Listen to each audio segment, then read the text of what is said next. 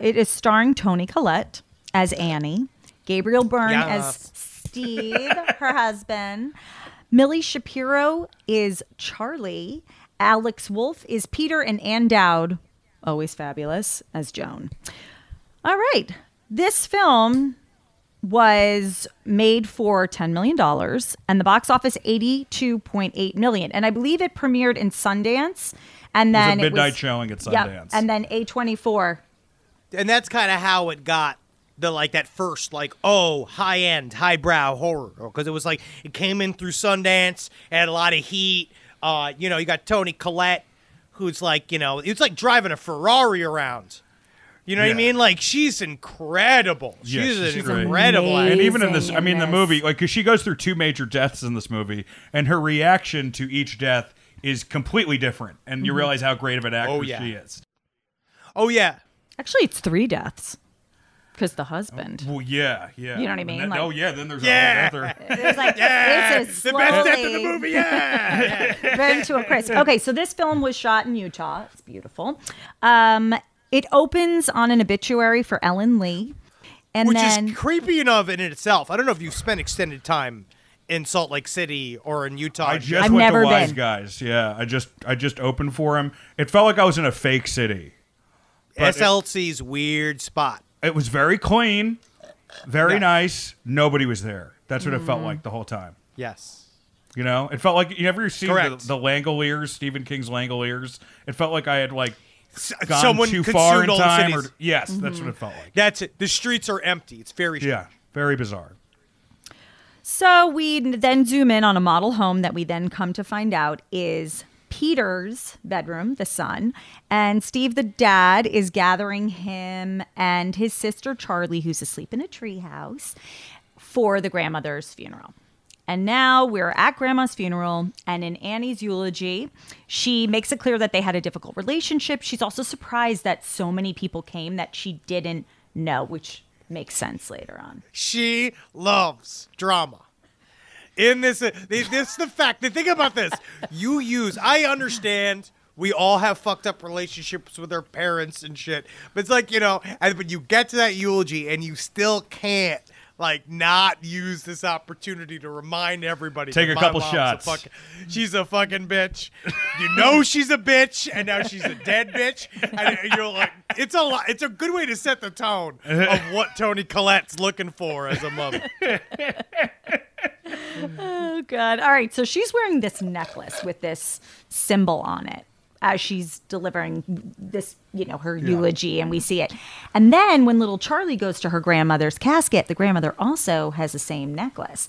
We then find out Charlie is allergic to nuts because, why not? And that'll come Sprinkle it in, yeah. A little bit. With this, again, what all true horror does best, which I really do think is the callback.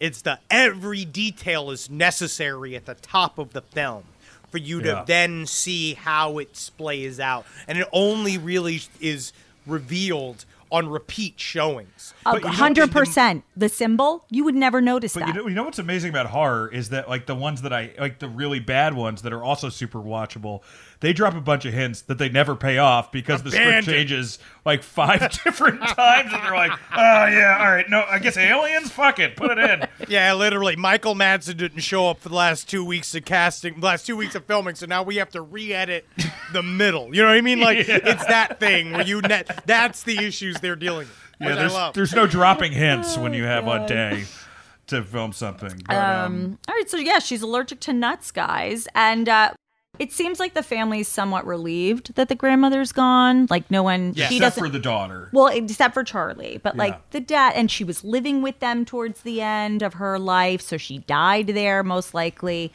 And little Charlie, she's sad. She says to her mom, "Who's gonna take care of me now that Grandma's gone?" Man, she's also, talk about walking around as Millie Shapiro, who's a very compelling actor as a young person, but has works in this movie, kind of has a sort of different look. Can you imagine being that person, being that thing where you walk around and you're a professional monster to other people? And then you just get to be scary to other people. Kind of the lady who plays the nun Oh, yeah, who she actually apparently looks that way. But she's a lovely woman, apparently. Funny, like, kind of, like, dirty. She's, like, a smoker, like, a fun person. But then, except for once in a while, you have to look at her and be like, oh, you're the nun. That's gotta be scary. Just, like, walking around like that. Just being you're a creepy person. I have not gotten into I saw The Nun, nice set pieces. It's bad film. That. It's not great. No. Bad film, though. Yeah. So, okay. Charlie's been drawing her grandmother. She also loves to draw little Charlie, quite artistic. Kind of a shitty artist, but we'll leave that there. Very shitty. It's creepy. Actually. It's a creepy hobby for all kids. Drawing? It's a creepy hobby. Yep, I hate it. Drawing people in caskets. Well, it's just that. Yeah, it's that thing. They always, because their imaginations are unfettered. And they don't know that what they're drawing is deeply haunting and traumatizing. How old were you when you saw your first dead body, like in a wake or on the street? Like, how old were you? I actually saw a dead body when I was probably like 12. I saw, because I didn't go to any funerals that I remember until after college, but I saw a dude dead on the street when I was a kid in New York. When I was going to middle school, I saw a dude dead that was impaled through a fence post. Like, it was a thing. He was covered. It was a gang thing. It was like very. It was a gang just thing? to remember it clear as day. Is this from The Wire season 1? What is this? I used to have to walk from where my parents lived in Woodhaven, Queens. I used to go to Ozone Park, where at the time was like extremely dangerous part of New York City when I was growing up. So this is around like 95. 96, and it was like the city was really, really different. But yeah, I remember seeing a dead body then, and it was That's like a obviously real I'm dead fine. Yeah, I mean, look at me. well. Definitely didn't create a world of macabre industry that I'm now a part of. What about you? When was your first dead body? Probably a funeral. Like, definitely, like, I think like my great aunt or something like that. I forget who I saw first. But yeah, they all look different, No dead body is the same. I think the most disturbing, and obviously, I've seen like my mom's dead body and like stuff that wasn't pleasant because I knew them so well. No. But one time I saw a body, and this was somebody who jumped in front of the fucking 6 train, and I was trying to get in work, and I had just looked down. They had a flashlight, and all I saw was like the guts open. That's it. Just like from the train tracks.